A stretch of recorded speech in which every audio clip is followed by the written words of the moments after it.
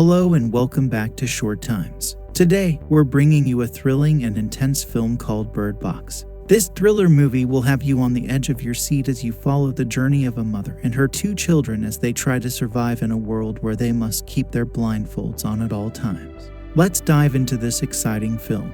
The movie Bird Box starts with the protagonist, Mallory Hayes, who is a soon-to-be mother. She is on a dangerous mission to take two children, boy and girl, across the water while keeping their blindfolds on.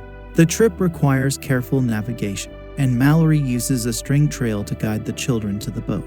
Following that, the movie is taken back to 5 years. Mallory was a struggling artist who is visited by her sister, Jessica. During their visit, they watch a news report about mysterious mass suicides that are happening globally. Jessica comments on Mallory's paintings, which she believes symbolize a lack of connection. However, she assures her that the situation will not be the same with the new baby. Jessica then offers to accompany Mallory to the doctor. Mallory visits Dr. Lapham for her prenatal checkup. During the visit, she cracks jokes about drinking during pregnancy with her sister, Jessica. However, Dr. Lapham does not find it funny and suggests that Mallory consider giving the baby up for adoption if she feels unprepared to raise it.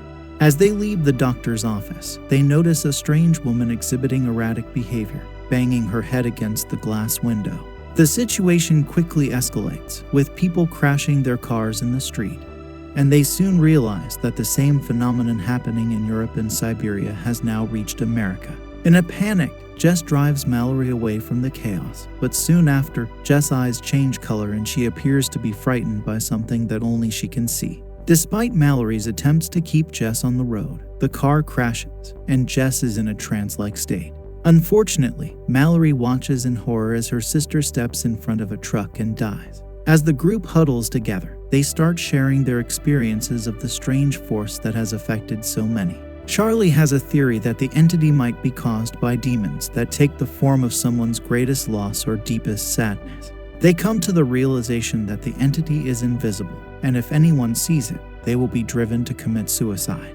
Mallory steps away from the group, and Tom goes over to comfort her as she shares her story about her sister Jess. The group takes precautions and seals all the doors and windows to prevent any unwanted sight from the outside. In past 6 hours into their journey down the river, Mallory and the children are still traveling, even though it is now dark outside. She tries to reach out to others through the radio, but she starts to hear whispers from the entity calling her name. The story takes a step back in time as we are introduced to a character named Olympia. She is a survivor and pleads to be let into the house where Mallory and the others are taking refuge. Douglas tries to keep her out, but Mallory takes precautions by grabbing a rifle.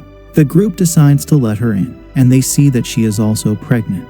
Greg offers to check the transmitters in the house to see what is outside. However, once he sees something on the computer monitor, he kills himself by smashing his head against the edge. That night, Olympia tries to talk to Mallory about baby names, but she just wants to be left alone.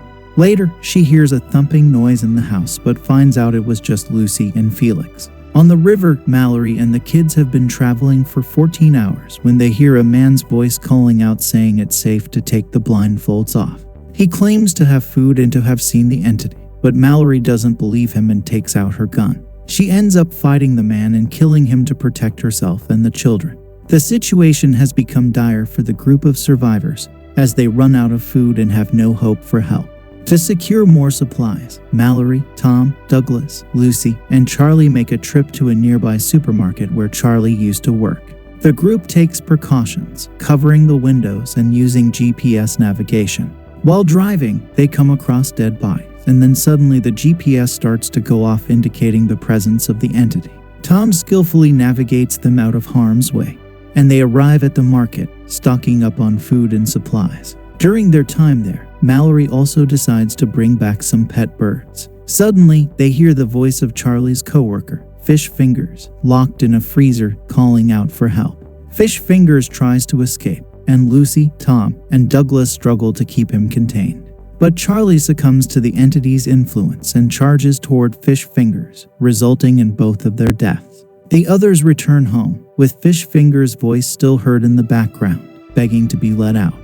During the night, Mallory has a heart-to-heart conversation with Douglas, discussing their personal struggle.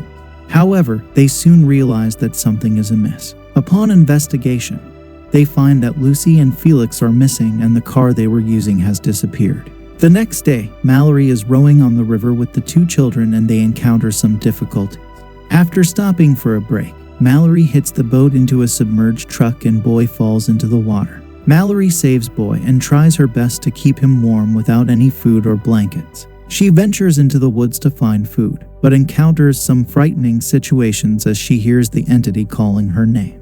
However, she manages to return to the boat safely with the children. In the past, Tom shares with Mallory about his time serving in Iraq and how he used to escort children to school amidst the chaos. The two of them start to develop feelings for each other. Meanwhile, the group allows a desperate man named Gary into their home and the others are suspicious of him. Gary tells them about how he and his friend were attacked by escaped mental patients who forced them to look at the creatures. He also reveals that there are people outside who are willingly trying to see the creatures and want others to see them too.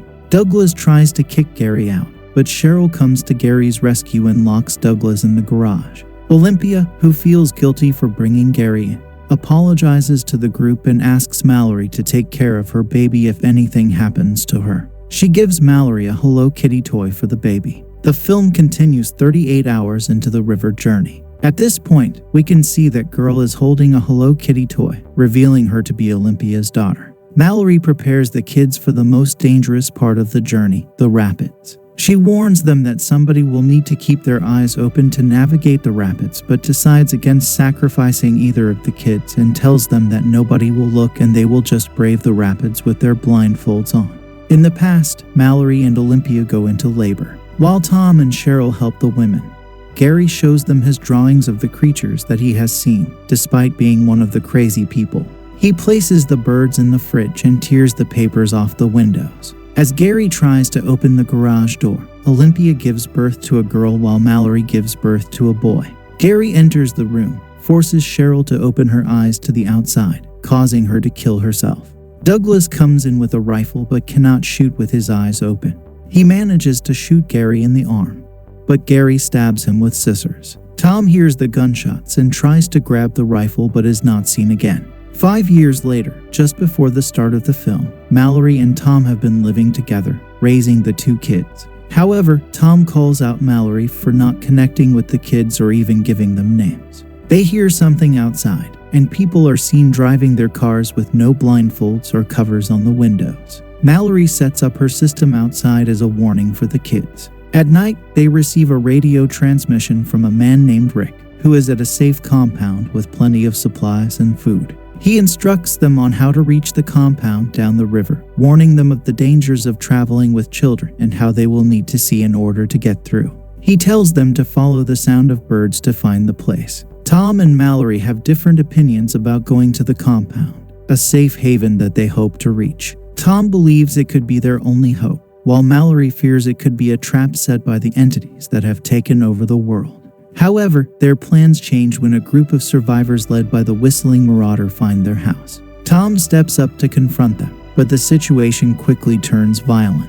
Despite being outnumbered, Tom fights bravely, taking down several of the marauders before ultimately sacrificing himself to save Mallory and the two kids. With Tom gone, Mallory takes charge and leads the kids onto the river, hoping to reach the compound and find safety from the entities that torment them. As the hours passed on the river, the group of survivors approached the rapids, a dangerous and bumpy part of the river. Despite the challenges, Mallory tries to navigate the boat through the rapids, but the boat ends up flipping over and everyone falls into the water. Mallory frantically calls out for the kids, and she is able to locate Boy in the water, while Girl has made her way to the shore. Girl has a bell with her, which she keeps ringing, making it easier for Mallory to find her. As they make their way through the woods, they are constantly faced with the influence of the entity, which whispers and tries to get them to take off their blindfolds and look.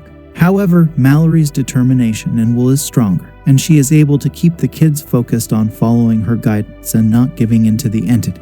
They finally reach the compound, but the entity surrounds them, making it difficult for Mallory to get inside. However, someone from inside opens the door. Mallory and the children are finally taken into the safety of the compound, where they undergo a thorough eye examination and are declared free from any harm caused by the entities. There, they meet Rick, who introduces them to the place, which is actually a school for the blind, providing a safe haven for those who are protected from the effects of the entity.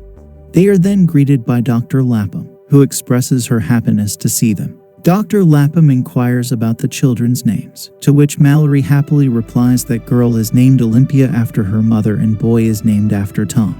Proudly, Mallory declares that she is the mother of these children and that she will take care of them. As a final act of love, Mallory opens her bird box and sets the birds free to live with the other birds in the sanctuary.